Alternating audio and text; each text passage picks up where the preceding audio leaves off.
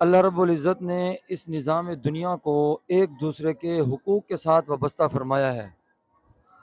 یعنی انسانوں کے اوپر حقوق، انسانوں کے جانوروں کے اوپر حقوق، جانوروں کے انسانوں کے اوپر حقوق، اسی طرح احکام الہیہ کے ان بندوں کے اوپر حقوق، یعنی اللہ کے اور اللہ کے اس کے رسول کے اور اللہ کے رسول کے احکامات کے بندوں کے اوپر حقوق، یہ تمام حقوق ہیں۔ اگر ہم دیکھیں کہ دنیا کے اندر ہر شخص یہ رونا رو رہا ہے کہ فلاں نے میرا حق ضبط کر لیا، فلاں نے میرا حق جو ہے وہ دبا لیا، فلاں نے میرے حق کی جو ہے وہ ادائیگی نہیں کی، ہر آدمی جو ہے وہ اپنے حقوق کی جنگ لڑ رہا ہے۔ لیکن ہم دیکھتے ہیں کہ اللہ رب العزت کے جو حقوق ہیں، ہم ان حقوق کو کتنا ادا کر رہے ہیں۔ ان میں سے صرف ہم قرآن پاک کو لیتے ہیں کہ قرآن پاک کے ہم حقوق ادا کر رہے ہیں یا حقوق ادا نہیں کر رہے۔ علماء کرام نے قرآن پاک کے کچھ حقوق لکھے ہیں، فرمایا کہ ان میں سے پہلا حق تو یہ ہے کہ آدمی قرآن پاک کے اوپر ایمان لے آئے کہ اللہ رب العزت نے اس کتاب کو حق اور سچ نازل فرمایا ہے، کہ آدمی دل سے سچے دل سے اس قرآن کے اوپر ایمان لائے، یہ قرآن کا پہلا حق ہے۔ دوسرا قرآن کا حق یہ ہے کہ قرآن پاک کے اوپر قرآن پاک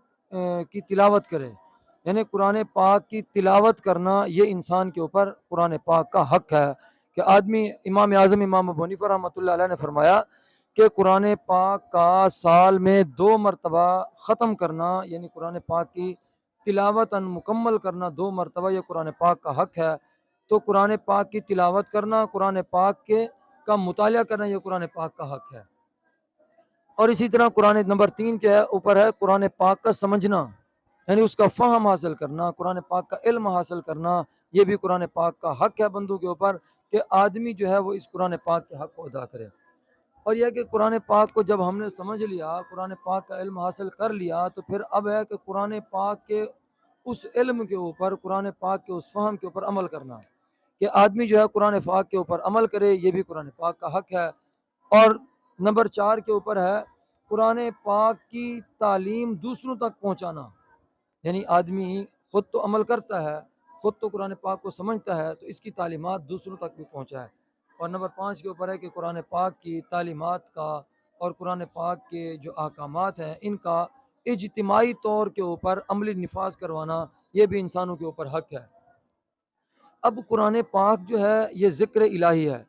اللہ رب العزت نے فرمایا انا نحن نزلنا الذکر وانا له لحافظون، کہ ہم نے قرآن پاک کو نازل کیا ہے، ہم اس کی حفاظت کریں گے۔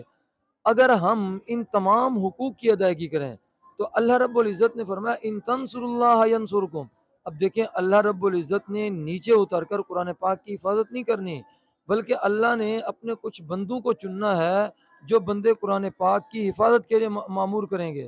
جو قرآن پاک کا دفاع بھی کریں گے، قرآن پاک کی حفاظت بھی کریں گے۔ تو اللہ رب العزت فرماتے ہیں کہ تم میری مدد کرو، حالانکہ اللہ رب العزت کو مدد کی ضرورت نہیں ہے، تو پھر بھی اللہ رب العزت نے فرمایا کہ تم میری مدد کرو، یعنی تم میرے احکامات کے حقوق بجا لاؤ اور میں تمہاری مدد کروں گا۔ تو جب ہم اللہ رب العزت کی مدد کریں گے تو اللہ رب العزت ہماری مدد کریں گے۔ اگر ہم اللہ کے حقوق سے اعراض کریں تو اللہ رب العزت نے فرمایا ومن اعرض عن ذکری، جو آدمی میرے ذکر سے اعراض کرے گا فإن له معیشۃ ضنکا، تو میں اس کی معیشت کو تنگ کر دوں گا۔ اور تنگی معیشت یہ صرف یہ نہیں کہ آدمی کے پاس مال و متاع کم ہو جائے، بلکہ دنیا کے اندر اللہ رب العزت نے جتنی بھی چیزیں انسان کے نفع کے لیے پیدا کی ہیں، ان نفع والی چیزوں کے اندر کمی اللہ رب العزت ڈال دیں گے۔ جیسے عزت انسان کے نفع کے لیے ہے، دولت انسان کے نفع کے لیے ہے، اولاد انسان کے نفع کے لیے ہے۔ اگر انسان قرآن کا حق ادا نہیں کرے گا تو پھر اللہ رب العزت ان تمام چیزوں کے اندر بھی تنگی پیدا کر دیں گے۔ تو اسی لیے اللہ رب العزت سے دعا ہے کہ اللہ رب العزت ہمیں قرآن پاک کے حقوق ادا کرنے کی توفیق عطا فرمائے۔